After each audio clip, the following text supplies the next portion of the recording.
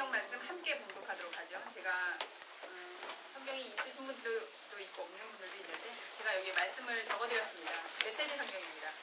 메시지 성경으로 누가복음 3장 1절에서 17절 말씀 그리고 21절에서 22절 말씀까지 읽으면 되는데 우리 한 목소리로 천천히 한번 읽어보도록 하겠습니다. 1절에서 22절 제가 적어드린 대로 같이 천천히 한번 읽겠습니다. 시작. 디베리오 형제가 다스린 지 15년째 되는 해 본디오 빌라도가 유대 총독으로 있고 헤롯이 갈릴리를 다스리고 그 동생 빌립이 이유레와 드라고니스를 다스리고 루사니아가 아릴레를 다스리고 안나스와 가야바가 대제사장으로 있을 때에 사가랴의 아들 요한이 광야에 있다가 하나님의 메시지를 받았다. 그는 요단강 주변 지역을 두루 다니며 삶을 고쳐 죄의 용서를 받는 세례를 선포했다. 그것은 예언자 이사야의 글에 기록된 대로였다. 광야에서 외치는 소리여 하나님 오심을 준비하여라. 길을 평탄하고 곧게 하여라. 패인 곳이 메워지고 솟은 곳이 평평해지며 우회로는 모든 길이 되고 흙길은 포장될 것이다. 모든 사람이 거기서 하나님의 구원 능력을 볼 것이다. 세례가 인기 있는 일이 되다 보니 사람들이 무리지어 세례를 받으러 나왔다. 요한은 그들에게 버럭 소리를 질렀다. 뱀의 자식들아, 이 강가에 수먼이 내려와서 무엇을 하는 거냐? 너희의 뱀 가죽에 물을 좀 묻힌다고 하나님의 심판을 비켜갈 것 같으냐? 바꿔야 할 것은 너희 것가죽이 아니라 너희 삶이다. 아브라함을 조상으로 내세우면 다 통할 것이라고 생각하지 마라. 아브라함의 자손인 것과는 아무 상관도 없는 일이다. 흔해 빠진 것이 아브라함의 자손이다. 하나님께서 원하시면 돌들로도 아브라함의 자손을 만드실 수 있다. 중요한 것은 너희 삶이다. 너희 삶은 흙에 꼭 피고 있느냐? 말라 죽은 가지라면 땔감이 되고 말 것이다. 우리가 요한에게 물었다. 그러면 우리가 어떻게 해야 합니까? 요한이 말했다. 옷이 두 벌이거든 한 벌은 나눠주어라. 음식도 똑같이 그렇게 하여라. 세금 중직원들도 세례를 받으러 와서 말했다.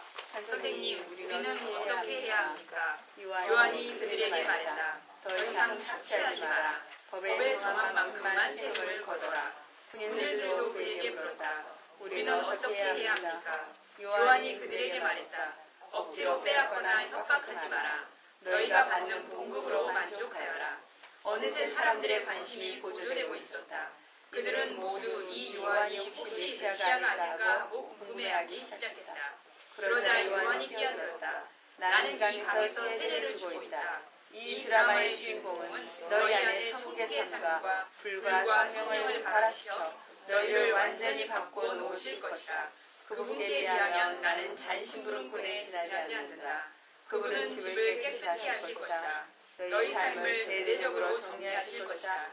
그분은 참된 것은 모두 하나님 앞 제자리에 두시고 거짓된 것은 모두 끄집어내어 쓰레기와 함께 태워버리실 것이다. 사람들이 모두 세례 받은 뒤에 예수께서 세례를 받으셨다. 예수께서 기도하실 때에 하늘이 열리고 성령이 비둘기같이 그분 위에 내려오셨다. 성령과 더불어 한 음성이 들려왔다. 너는 내가 사랑으로 선택하고 구별한 내 아들, 내 삶의 전부다. 아멘. 요즘 연말연시 대선이고 이렇게 다가오고 그러니까 뉴스에 여러 가지 소식들이 전해지고 있죠. 지난 주간인가요? 실명으로 어떤 한 검사가 검찰 개혁을 외쳤었는데 그것이 이렇게 위선이었다는 사실이 드러나서 그게 또 보도가 되었습니다. 이 윤모 검사라고 하는 그 개혁을 외쳤던 그 검사가 자신의 속내를 내가 왜 그렇게 개혁을 외쳤었는지에 대한 속내를 자기 친구에게 설명을 한다는 게 이 메일을 잘못 보내가지고 기자에게 보낸 거예요. 그래가지고 그게 세상에 드러나게 돼버렸어요. 근데 그 개혁을 외쳤던 내심이 뭐였었는가? 그 내용이 요약됐는데 이런 내용입니다. 친구, 내가 올린 개혁 방안도 사실 별게 아니고 검찰에 불리할 것이 하나도 없다. 그래도 언론에서는 그런 방안을 개혁적인 방안인 것처럼 보도하고 국민들도 그렇게 생각한다. 또한 이렇게 일선 검사들이 주장을 하면 뭔가 진정한 개혁안인 것처럼 비춰지고 또 개혁을 하는 것처럼 하면서 사실 우리한테 유리한 방향으로 나갈 수도 있다. 이런 내용. 그거를 기자한테 보내버린 거죠. 친구한테 보내버린 거죠. 참 대통령 선거를 앞두고 있는 이 연말연시에 지도자 계층의 이런 겉과 속이 다른 모습을 보면서 참 시선은 물가만큼이나 마음이 참 아리다 이런 생각이 들었습니다. 여러분들도 소식을 들으셨는데 어떤 생각 드셨는지 모르겠어요. 그런데 이 겉과 속이 다른 지도자 계층을 이렇게 위선을 비판하려고 하다 보니까 제 마음에 이런 질문이 드는 거예요. 너는 잘하고 있니? 너는 어떠냐? 과연 나는 겉과 속이 같은가? 저는 이렇게 매주 설교를 해야 하는 사람이 나는 이렇게 말과 그리고 내가 말한 것대로 살고 있는가? 사실 신앙과 삶이 같은가 하는 질문하고 같아요. 이렇게. 말과 행동이 같으냐? 겉으로는 그럴듯한 모습과 명분으로 포장하지만 사실은 자신의 이익을 위해서 유리한 방향으로 나가고 있지 않은지. 심지어 성경 구절을 구구절절 인용하시죠. 하나님이 이렇다. 뭐 성경에 보면 이렇다.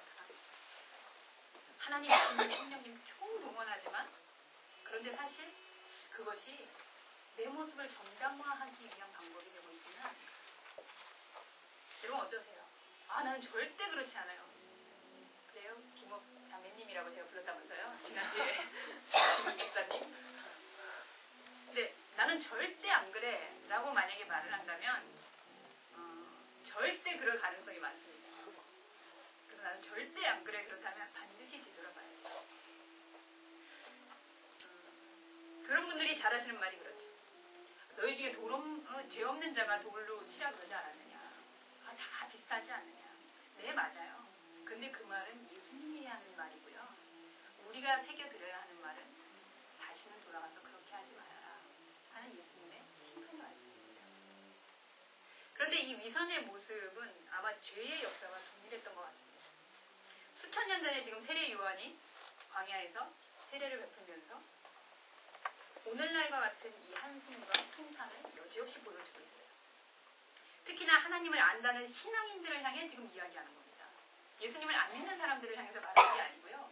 예수님을 믿는 게 아니라 하나님을 믿는데 와서 더 잘 믿어보겠다고 세례받겠다고 나온 사람들에게 지금 이야기하는 내용이에요. 그런데 그 내용이 뭐냐면 여러분들이 좀 아까 읽으셨지만 그 독설이 참 간담이 서늘해지는 독설이에요. 너희가 뱀 가죽에 물 좀 묻힌다고 하나님의 심판을 비켜갈 것 같으냐. 바꿔갈 것은 이 겉가죽이 아니라 뭐라고요? 삶이다. 겉에다가 물 좀 묻힌다고 뱀이 안 되냐는 거 아니에요. 그 속이 변해야 된다. 중요한 것은 너희의 삶이다. 여러분 세례 요한의 독설이 만약에 우리에게 들려진다면 어떻게 들려올 거예요? 이런 말이죠. 예수님을 믿는다고 말하면 통할 것으로 생각하느냐? 천만에요. 예수 믿는다는 명분과는 아무 상관도 없는 일이다. 흔해 빠진 것이 기독교다. 그렇잖아요. 중요한 것은 너희의 삶이다. 너희 삶이 예수와 닮았느냐? 아마 이렇게 얘기했을 거예요. 오랜 역사 속에 사실 이 기독교는 고백의 종교로 알려져 왔습니다. 어떤 고백이요? 사도 바울이 이야기하죠. 로마서에서. 내가 만일 내 입으로 예수를 주로 시인하며 또 하나님께서 그를 죽은 자 가운데서 살리신 것을 내 마음에 믿으면 구원에 이른다. 예, 입으로 시인하면 구원에 이른다. 그런데 이 말을 뒤집어서 그대로 또 이야기해요. 사람이 마음으로 믿어 의에 이르고 입으로 시인하여 구원에 이른다. 그러니까 무슨 말이냐면요. 입으로 시인하는 거 있어요. 맞아요. 그런데 마음으로 시인하는 게 동시에 되어져야 된다. 입으로만 시인하고 근데 입으로 시인하는 건 우리 귀에 들리니까 확인이 되잖아요. 그럼 마음으로 시인한 건 어떻게 확인이 될까요? 어떻게 시인하면 될까요? 이 말을 읽으면 바로 사람은 믿는 대로 행동하게 됩니다. 내주는 뭘로 써죠? 콩. 그런데 누군가 콩으로 쓴다 그러면서 계속 팥을 갖다 대요. 그럼 이 사람이 과연 콩이라고 믿는 걸까요? 팥이라고 믿는 걸까요? 사람은 믿는 대로 행동하게 돼요. 그래서 믿음은 무엇으로 나타나냐면 행동으로 나타나요. 그 사람의 삶을 보면 그 사람이 뭘 믿고 있는지가 나타난다는 얘기예요. 근데 우리는 일단 구원받으면 된다는 논리로 나는 예수님 믿어요. 시인했으니까 나는 천국 갑니다. 이렇게 하고 거기에서 끝나는 경우가 많이 있어요. 신앙과 삶을 따로 분리하는 거예요. 삶이 좀 따라가지 못해도 아니 내가 어떻게 예수님만큼 되겠어요. 행동이 좀 안 돼도 난 그래도 천국은 가지 않나. 하지만 새 요한이 분명히 여기서 지적하고 있어요. 좋은 열매를 맺지 않는 나무다 찍혀 열매를 만약에 맺지 않는 나무면 찍혀서 불에 태워지리라. 무슨 말일까요? 나무가 아니라는 말이 아니고요. 나무예요. 그런데 이것이 열매를 맺지 않아요. 그럼 열매를 맺지 않는 이유가 두 가지겠죠. 처음에 나무였는데 생명이 없어졌거나 그 나무가 사실은 열매를 내는 나무가 아니라는 거예요. 무슨 말입니까? 구원받았어요. 난 구원받았습니다. 네, 저는 천국 갑니다. 그런데 삶이 구원과 상관이 없어요. 그러면 물어봐야죠. 구원받은 게 진짜로 맞는지. 나는 배나무예요 하는데 자꾸 감이 열리고 있어요. 그럼 이 나무를 어떻게 설명해야 될까요? 나는 구원나무입니다 하는데 구원이 안 열리고 있어요. 그럼 정말 그게 구원나무일까? 구원나무는 구원 열매가 열려야 하는데 그렇지 않다면 분명 둘 중에 하나입니다. 구원나무가 아니든지 생명을 잃었든지. 옆에 분에게 한번 물어보실까요? 구원나무 맞습니까? 한번 물어볼까요? 질문을 못 하시네요. 구원나무 아니고. 나무십니까? 요즘은 뭐만 물어보면 그래요. 궁금한 거 500원. 여러분, 하나님의 말씀이 임하는 곳은 우리의 이상이나 꿈이나 환상이나 비전이나 이런 데 임하는 것이 아니라 현실이에요. 오늘 말씀 첫 절 한번 보세요. 말씀에 보면 세례 요한이 사역을 하는 그 가운데 이미 이전에 굉장한 일들이 계속 열거되고 있어요. 어떤 것들이 열거됐냐? 디베로는 황제예요. 황제가 다스리고 있다. 또 유대 총독이 있다. 갈릴리를 다스리는 사람이 있다. 또 더 큰 땅을 다스리는 사람도 있다. 그리고 심지어는 안나스와 가야바가 대제사장으로 있었다. 이런 상황이에요. 다스리는 사람도 있고 능력자도 있고 종교 엄청난 지도자도 있고. 그런데 중요한 것은 하나님의 말씀이 어디에 있느냐, 하나님의 메시지는 어디에 있느냐? 요한이 광야에 있습니다. 개역성경은 이거를 빈들에서 사가랴의 아들 요한에게 하나님의 말씀이 임했다라고 이야기합니다. 하나님의 말씀이 분봉 왕에게 임한 것도 아니고요, 총독에게 임한 것도 아니고요, 제사장에게 임한 것도 아니고요, 하필이면 빈들에서 가난하게 빈털터리로 있는 그 삶의 현장에 있는 그에게 내렸다는 거죠. 그렇다면 이 하나님의 말씀은 예수님이시거든요. 우리 시대에 말씀이 육신이 되어 이 땅에 오셨다. 그럼 과연 오늘날 예수님은 어디로 오시겠어요? 여러분, 예수 그리스도가 임하는 곳이 어디겠는가 한번 상상해보세요. 너무 잘 알고 있죠, 여러분? 예수님이 그 당시에 오셨을 때 어디 계셨을까요? 예수님이 이 땅에 오셔서 방문하고 어울리고 함께하고 함께 먹고 했던 곳이 어디입니까? 왕들입니까? 제사장입니다. 네. 사람들이 별로 취급도 안 해주는 사람들, 환자들, 아마 임산부들, 환자들과 임산부들은 감사하시기 바랍니다. 분명히 하나님께서 이 말씀은 저를 찬스예요. 빈털털이라고 생각하십니까? 지갑에 아무것도 없어요? 감사하십시오. 예수님이 임할 수 있는 장소라는 얘기. 여러분의 삶이 혹시 실패라고 느껴집니까? 난 이제 빈들과 같다, 광야와 같다고 여겨지세요? 예수님이 임하는 장소가 될 수 있다는 거예요. 우리 오경이 너무 작아요? 예수님은 작은 자들을 찾아갔다고. 삭개보단 클 거예요. 가난한 자들, 병든 자들, 약한 자들, 소외받은 자들, 이 빈들과 같은 인생, 너무나 현실적인 이 삶의 한복판에 하나님의 말씀은 오신답니다. 빈들이 뭔데요, 여러분? 모든 허세가 사라지는 것이죠. 빈들에서 내가 잘 입고 있으면 뭐 하겠어요? 광야에서 잘 빼입고 있으면 뭐 하겠어요? 그거 뭔지 나는. 빠집니다. 모든 자랑할 것도 사라져요. 빈들에서 뭘 자랑하시겠어요? 우리 영주씨 어떻게 퍼포먼스 할 때 해야 될까요? 아무도 봐주지도 않는 그런 곳에서, 먼지 나는 그런 곳에서 무엇을 자랑해요? 자랑이 다 빠진 곳이에요. 그렇다면 내가 점검해봐야죠. 내 삶은 과연 주님이 임하실 만한 곳인가? 여러분의 삶은 주님이 임하실 만한 곳인가? 요한이 빈들에 나와서 구원의 복음을 선포하는 많은 사람들이 나왔습니다. 그리고 요한이 외쳤어요. 광야에서 외치는 겁니다. 하나님의 오심을 준비해라. 근데 그 하나님을 준비하는 것이 뭐냐면 주님이 오실 텐데 길을 잘 닦으라는 거예요. 평평하게. 패인 곳은 메우고 올라온 것은 평평하게 하고 이래서 길을 다듬으라는 거예요. 이 은유적인 표현이 무슨 말인지 몰랐어요, 사람들이. 그래서 궁금해서 물어봐요. 그러면 우리가 우리 삶을 어떻게 하라는 말입니까? 구체적으로. 그러고 물었더니 요한이 대답을 해요. 우리 여기 10절부터 나오죠? 우리가 요한에게 묻습니다. 어떻게 할까요? 근데 요한이 대답합니다. 너 옷이 두 벌이 있냐? 그럼 한 벌은 나눠줘라. 음식도 그렇게 있냐? 넉넉하면 나눠줘라. 세금 징수원들이 물어봤어요. 선생님, 우리는 그럼 어떻게 할까요? 너네 더 이상 착취하지 말아라. 법에서 정한 만큼만 세금을 걷어라. 군인들이 나와서 물어요. 우리는 그럼 어떻게 해야 될까요? 억지로 빼앗거나 협박하지 말아라. 너희가 받는 봉급으로 만족해.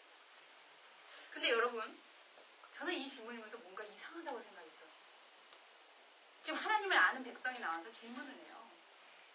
그런데 이 요한의 답이, 여러분 생각에 만약에 우리 선호, 코트 있는데 두 개가 다 괜찮아. 그런데 목사님이 코트를 못 입고 다녀. 하나쯤 줄 수 있을까요? 없을까요? 있대요. 네, 있습니다. 먹을 거 많아요. 우기는 배불러요. 나는 먹을 수 있을까요? 없을까요? 아, 요런 친구 때문에 이렇게 얘기했나? 네. 아니, 나눠 먹을 수 있잖아요, 우리. 나 좀 덜 먹고도 줄 수 있잖아요. 그리고요, 우리 중에 정말 대놓고 남을 착취하거나 남을 억압하거나 이런 사람이 있습니까? 그런데 지금 이런 건 당연한 거잖아요. 상식이잖아요. 착취하지 않고 법대로만 세금 징수하고 풍성하게 많이 있으면 나눠 쓰고, 이건 그냥 우리가 굳이 어떻게 주님을 맞이할까 이러지 않아도 하는 사람 많이 있잖아요. 그럼 세례요한은 결국 우리 보고 그냥 너네 상식이나 잘해라 이 얘기입니까? 아니, 이 정도 가지고 주님의 구원을 받을 사람들이 행렬을 볼 것이나 뭐 이렇게 거창하게 얘기하는 거예요? 당연하잖아요. 군인이라면 빼앗거나 협박하지 않고 자기 봉급으로 만족해야죠. 세금 징수원이라면 당연히 법대로만 받아야지 그거 이렇게 하면 안 되는 거잖아요. 그런데 무슨 큰 희생이나 정의를 행하라고 그랬으면 이해가 될 텐데, 순교를 해라 이러면 이해가 됐을 텐데 어떻게 살까요? 상식이나 지키면서 살아라. 저는 이것에서 두 가지 생각이 들었어요.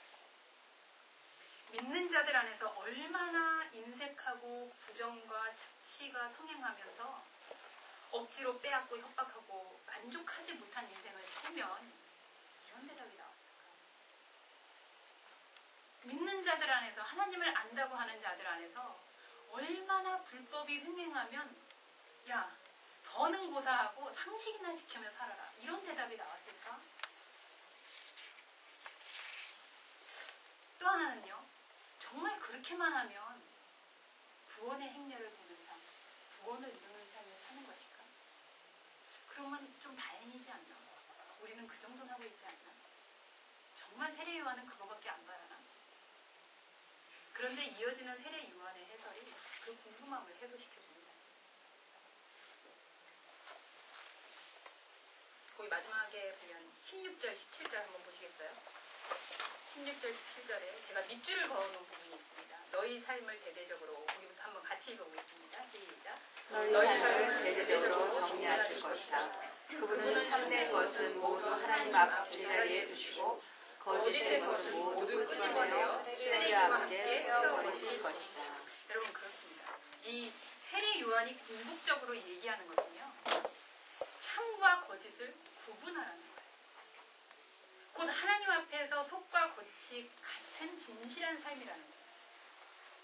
그는 예수님께서 참된 것만 하나님 앞 제자리에 두고 거짓된 것은 태워버린다고 이야기해요. 자, 여러분, 세례 요한이 무리들과 세리 그리고 군인들에게 제시한 삶이 유독 이 돈과 물질에 집중되어 있다는 사실을 생각해보세요. 눈치채셨어요, 여러분? 보세요. 2벌 가진 옷, 넉넉한 음식, 착취한 세금, 만족하지 못하는 봉급, 이런 것들이 다 돈 문제예요. 물질의 문제죠. 어떻게 살까요? 하는데 지금 계속 그 얘기만 하고 있는 거예요. 돈, 물질, 재산. 근데 우리 중에 하나님의 자녀라고 소위 이야기하는 사람은 세례 요한이 지적한 거를 대놓고 그렇게 하는 사람은 아무도 없어요. 대놓고 착취하는 사람 보기 드뭅니다. 대놓고 나 먹을 거 풍성한데도 숨겨놓고 나만 먹고 있는 사람 드뭅니다. 대놓고 겉으로 그러는 사람은 거의 보기 어려워요. 다 훌륭한 장로님, 훌륭한 권사님, 훌륭한 목사님, 훌륭한 집사님, 성도의 모습을 가지고 있어요. 그리고 또 명분이 있죠. 내가 만약에 못 나눠준다라고 하면 명분이 있어요. 아, 지금은 좀 제가 넉넉하지만 노후에 난 어떻게 될지 모르잖아요. 아, 우리 자녀들 이제 뭐 대학도 보내야 되고 어떻게 돼야 될지 모르잖아요. 그래서 어려울 때를 대비해서 나누기 어려워집니다. 그리고요, 법정에서 정한 만큼만 세금 거두는 듯 해요. 그런데 그 법이 편법이라는 사실은 얘기하지 않아요. 억지로 빼앗거나 협박 절대로 안 해요. 그런데 이 윤모 검사님처럼 은근히 얘기하죠. 나 검사예요. 나 힘 좀 있어요. 나 이렇게 봐줄 수 있는 사람이에요. 뭐 이 정도 점잖게 얘기하겠죠. 그리고 봉급에 난 만족하지 않는다고 얘기 안 해요. 아, 지금 주신 것만 해도 하나님 감사합니다. 오늘 먹은 것만 해도 감사합니다. 이렇게 이야기해요. 그런데 그저 답례와 사례를 그냥 이렇게 오고 가는 그런 정도예요. 다 그런 명분이 있어요. 겉으로 대놓고 그런 사람 없습니다. 그런데 세례 요한이 그걸 빼뜨렸습니다. 겉으로는 다 명분이 있어요. 다 그렇게 하지 않아요. 누가 드러내놓고 한 일도 아닌데 세례 요한이 그렇게 하지 말라 라고 얘기하니까 이들이 메시아예요. 하나님이 보낸 사람인가? 겉으로 하나도 드러나지 않아요. 대놓고 그러지 않아요. 그런데 속을 꿰뚫어보는 이야기를 하자 하나님이 보낸 사람이에요. 그런 반응이 나와요. 그러니 그동안 빼앗기고 억압을 받던 입장에서는 당연히 억울했죠. 여러분, 세상에는 두 주인이 있다고 하는 이 성경의 말씀을 여러분 꼭 기억하셔야 됩니다. 성경 마태복음 6장 24절. 여러분 성경에 제가 적어드렸어요. 마지막 부분에 보면 한 사람이 두 주인을 섬기지 못할 것이니 혹 이를 미워하고 저를 사랑하거나 혹 이를 중히 여기고 저를 경히 여깁니다. 너희가 하나님과 재물을 겸하여 섬기지 못하느니라. 세례 요한이 어떻게 살아야 하는 질문에 집요하게 돈 문제, 물질의 문제를 지적하는 이유가 바로 이것이에요. 너희는 삶의 주인이 하나님이라고 말은 하는데 속으로는 돈을 주인 삼고 있지 않느냐라고 이야기해요. 생각해보세요, 여러분. 우리가 쉽게 이해하는 현실. 아, 알죠. 근데 현실은 이라고 하는 그 현실 뒤에 무엇이 있는지. 아, 목사님 믿음 좋죠. 그런데 목사님 너무 세상 물정을 모르셔. 이 세상 물정이 뭐예요? 점잖게 얘기해서 그렇지 사실은 현실은 그게 아니라 돈은 세상 물정을 모르셔 이게 아니라 돈을 모르셔 이거잖아요. 사실이죠? 그래서 여러분들이 이야기하고 있는 현실은 하지만 세상 물정은 이라고 하는 그 뒤에는 반드시 다른 주인이 있습니다. 그거는 네, 하나님은 다 하세요. 그런데 돈은 하나님은 다 주세요. 그런데 세상 물정은 하나님은 그 부분에 있어서만큼은 주인이 되지 못한다는 얘기예요. 성함. 하나님이 오셨습니다. 어디에 오셨을까요? 높은 세상에,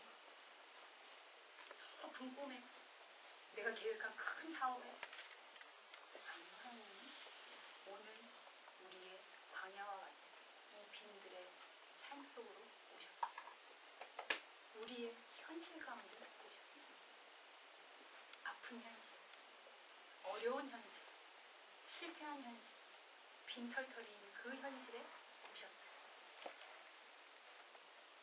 우리가 사는 세상, 네, 돈으로 계산해야 하는 그 현실 가운데 오셨어요. 오늘 본문의 마지막 절에 이 메시지 성경의 번역이 참 의미심장합니다. 21절, 22절 같이 한번 읽어볼까요? 사람들이 모두 같이 읽습니다. 사람들이 모두 세례받기에 예수께서 세례를 받으셨다.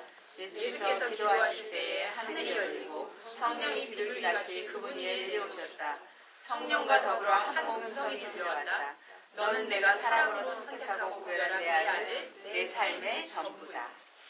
이 끝에 예수님께서 세례 요한이 가르치는 그 가운데 오셔서 무릎을 꿇고 머리를 숙이고 세례를 받으세요. 근데 그때 하늘에서 들려온 음성이 이거예요. 너는 내가 사랑으로 선택하고 구별한 내 아들, 내 삶의 전부이다. 여러분, 우리는 예수 그리스도를 통해 우리도 택함 받은 하나님의 자녀예요. 하나님께서 우리를 먼저 속과 겉이 같게 우리를 사랑해 주셨어요. 그리고 우리를 삶의 전부로 삼아 주셨어요. 너는 내 아들이다. 너는 내 딸이다. 너는 사랑하는 내 자녀다. 하나님은 겉과 속이 다르지 않아. 그리고 너는 내 삶의 전부야. 자, 그렇다면 이제 우리가 대답해요. 하나님, 물질이 주인되는 이 현실과 세상 속에서도 당신이 내 삶의 전부이십니다. 아멘. 세상 물질, 현실 속에서도 당신이 내 삶의 전부이십니다. 그 고백이 여러분의 고백이십니까? 진심으로 아멘이 되세요?